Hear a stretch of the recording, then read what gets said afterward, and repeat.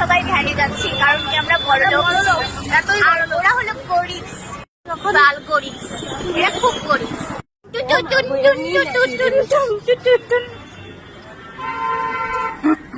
Guys আমাদের seat পড়েছে চাকদা ইউনিভার্সিটিতে। তো গাইস আমরা আজীবন পড়েই যাচ্ছি, আমাদের পড়া শেষ হচ্ছে না। আমি আজকে নতুন বউ হয়ে এসেছি, কারণ কি আজকে পরীক্ষা হলে আমার ভাসুর পড়বে, তার জন্য আমি মাথার কাপড় দিয়েছি। এরা আরো বড় লোক, এই জন্য এরা বাইকে যাচ্ছে।